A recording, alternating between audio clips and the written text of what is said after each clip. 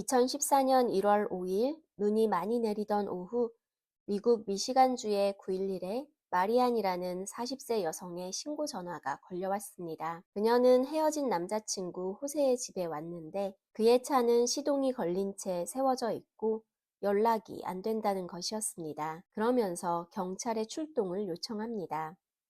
마리아는 호세와 이미 6개월 전 헤어졌지만 아들이 그의 아파트에 거주하고 있었기에 종종 아파트를 찾아왔습니다. 아들은 어제 저녁 집을 나선 후로 아직 미기가 중이었고 그는 전화통화에서 호세가 간밤에 집에 있었다고 말했습니다. 어젯밤부터 오늘 오전 사이 사라진 것이었습니다. 경찰은 38살의 성인 남성이고 경과 시간이 길지 않아 잠깐 연락이 안 닿는 것일 거라며 마리안을 안심시키려 했습니다. 그러면서도 그의 직장과 다른 가족들에 연락해 행방을 확인하였습니다. 마리안의 걱정대로 호세는 오늘 새벽 근무였지만 출근하지 않았고 조카에게 삼촌의 연락을 물었을 때 지난밤엔 연락하지 않았다며 삼촌의 안부를 되물었습니다. 어젯밤부터 이 지역엔 상당히 많은 눈이 내려 성인의 무릎을 넘을 정도로 쌓였지만 호세의 차는 엔진이 돌아가고 있어 경찰이 시동을 껐고 차량 내부를 살폈지만 특이점은 찾지 못했습니다. 결국 신고 당일인 1월 5일 호세의 행방은 어디에서도 확인되지 않았습니다.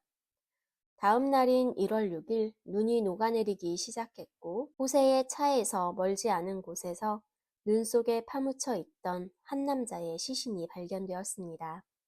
이웃 주민은 즉시 신고했고 출동한 경찰은 그가 어제 실종 신고된 호세라는 것을 확인합니다. 그의 얼굴은 멍투성이었고 머리 부근은 빨갛게 얼룩져 있었습니다. 그는 사라진 시간 동안 둔기로 얼굴과 머리를 심하게 구타당해 사망한 것으로 보였습니다. 살인 사건의 피해자가 된 호세 주변을 수색하기 시작했습니다. 그는 사람들과의 교류가 많지 않아 조용하고 무뚝뚝했지만 성실한 직원이었고 하나뿐인 조카에겐 다정한 삼촌이었습니다. 마리안 역시 호세는 좋은 사람으로 그와 소원해져서 헤어진 것이지 악감정은 없다고 했습니다. 그러나 호세의 조카 하이디는 마리안이 삼촌을 돈으로 이용했다고 주장했습니다. 삼촌은 그녀에게 허머 자동차와 3천만 원짜리 여행용 트레일러를 사주었다고 합니다. 다른 가족들은 이 사실을 알고 마리안을 달가워하지 않았습니다. 마리안이 조종하고 있다고 생각해 그를 걱정했지만 호세는 그들의 조언을 받아들이지 않았습니다. 경찰은 호세의 재정 상태를 파악합니다. 그에게는 10억가량의 보험금과 저축액, 부동산 등을 통틀어 15억 가까이 있었습니다. 마리아는 혼인서약은 안 했기에 부동산 상속분을 주장할 수 없으나 보험금의 수령인으로 올라와 있었습니다. 수사관은 처음 수익자가 조카에서 2013년 4월 말에 마리안으로 바뀐 것을 확인했습니다. 변경 서류는 문제가 없어 보였지만 처리한 담당자가 마리안이었기에 의심이 들었습니다. 그녀를 주시하면서 그의 아들 제이미와의 관계도 조사합니다. 제이미는 호세에게 나쁜 감정이 전혀 없었고 자신의 친구 앤서니까지 거들어준 그에게 감사해하고 있었습니다. 친구는 어디 있냐는 질문에 캘리포니아로 떠났다고 말했고 친구 역시 호세와 사이가 나쁘지 않았다고 말했습니다. 경찰은 즉시 앤서니를 만나러 갔고 처음 봤을 때 19살의 앳된 청년은 한눈에 봐도 무척 긴장하고 불안한 모습이었습니다. 노련한 경찰들의 눈에 그는 매우 수상했습니다. 몇 시간의 인터뷰 동안 앤서니는 결국 울음을 터뜨리며 자신이 호세를 죽였다고 자백했습니다. 그는 곧바로 수갑에 채워져 미시간의 경찰서로 연행됩니다. 앤서니의 신문은 빠르게 진행되었습니다. 그는 마리안으로부터 처음 5천만 원을 받고 호세를 살해해 줄 것을 청구받았지만 거절했다고 했습니다. 그의 생각에 호세는 절대 살해당할 만큼 나쁜 사람이 아니었기 때문입니다. 하지만 마리아는 처음 제안한 금액의 2배를 제시하며 끈질긴 설득에 앤서니는 결국 돈을 선택했습니다. 마리안과 호세는 2005년 처음 만나 사귀었습니다. 당시 29살이었던 마리아는 10살의 아들을 둔 싱글맘이었고 보험회사에 다녔지만 늘 돈에 쫓기는 삶을 살고 있었습니다. 27살이었던 호세는 플라스틱 부품을 제조하는 공장에 다니고 있었습니다. 그는 결혼한 적 없는 싱글이었고 당시 이미 아파트와 자동차를 소유했으며 경제적으로 안정돼 있었습니다. 마리안과 제이미는 바로 호세의 아파트에 들어가 함께 살게 됩니다.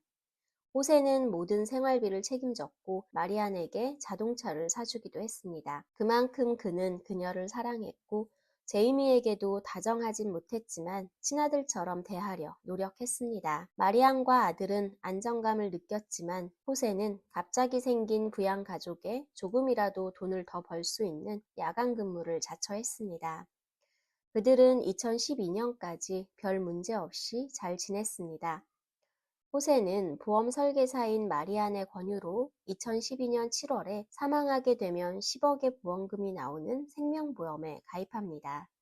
수익자는 마리안이 아닌 호세의 하나뿐인 조카 하이디로 지정했습니다. 2012년 제이미는 오갈 곳 없는 친구가 있는데 같이 살고 싶다며 허락을 구했습니다.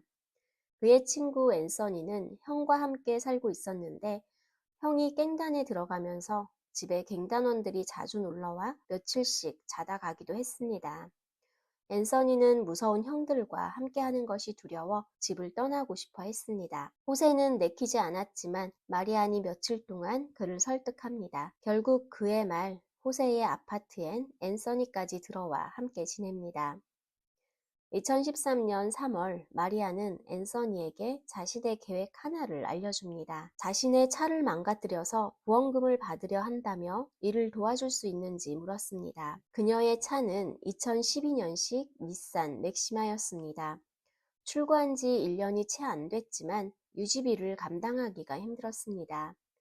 망설이며 주저하는 앤서니에게 절대 위험한 일이 아니라며 100만 원을 약속했고 앤서니는 그녀의 요청을 받아들입니다. 마리아는 앤서니와 함께 차를 몰고 언니의 집으로 가 몇 블록 떨어진 공터에 주차했습니다. 마리안이 건네준 화염병을 사용하여 차를 폭파했고 보험사에서는 출시 1년밖에 안 된 차가 갑자기 전소된 것을 수상히 여겨 조사했지만 CCTV 하나 없는 외진 곳에서 발생한 일이라 경찰에서도 사건을 조사하기가 어려웠습니다. 마리아는 보험금으로 5천만 원 가까이 받았습니다. 2013년 7월 앤서니는 고향인 캘리포니아로 가겠다며 호세의 아파트를 나왔습니다. 비슷한 시기에 마리안 또한 이를 핑계로 점차 집을 비우는 날이 늘어갔습니다. 호세와 제이미는 마리안이 집을 비워도 특별히 문제될 것은 없었습니다.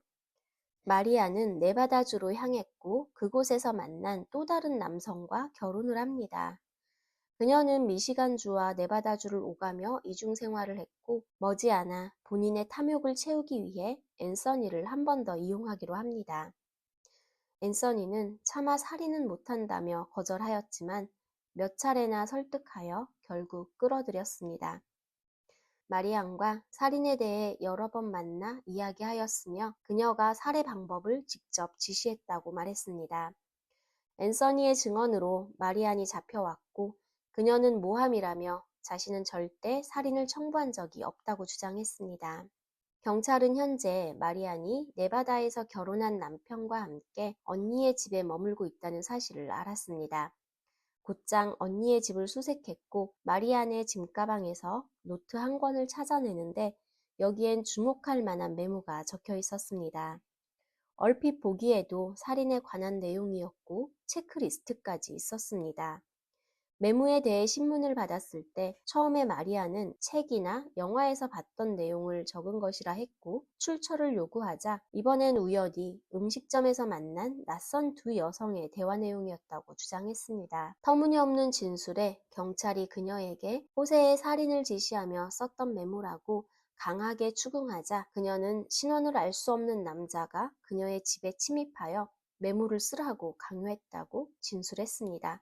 앤서니는 1급이 아닌 2급 살인으로 기소받는 조건으로 적극적으로 마리안의 죄를 증언했습니다.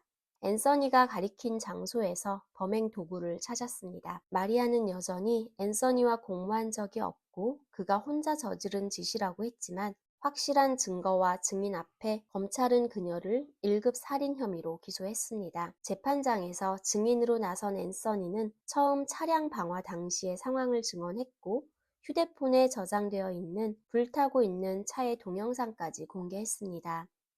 전문가는 영상을 보며 차량이 주택가에서 충분히 멀리 주차되어 있어 화염이 집으로 번지는 것을 피할 수 있었기 때문에 화재가 의심스럽다고 증언했습니다. 마리안의 변호사는 다른 범죄나 이전 행위에 대한 증거는 호세의 사건과는 별개로 증거로 허용되어서는 안 된다고 주장했지만 판사는 살인의 동기와 계획을 입증하는 데 사용되는 경우 이전 행위의 증거가 허용될 수 있다고 말했습니다. 앤서니는 자신이 범죄를 저지를 당시 마리아는 언니의 집에 있었다는 사실을 포함하여 방화가 실행된 방식을 자세히 설명하였습니다.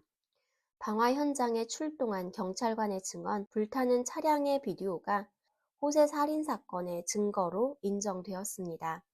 마리아는 그에게 호세가 야간 근무를 위해 집에서 나서는 시간을 알려줬고 볼 조인트 리무버를 살인 무기로 건넸습니다. 2014년 1월 5일 눈이 쏟아져 내리던 새벽, 마리아는 앤서니를 호세의 아파트 앞에 내려주며 일이 끝나면 2블록 뒤로 오라는 말을 남기고 떠났습니다. 잠시 후 호세는 출근을 위해 주차장으로 나왔고 그의 차 뒤엔 앤서니가 살인 무기를 든 채 숨어 기다리고 있었습니다.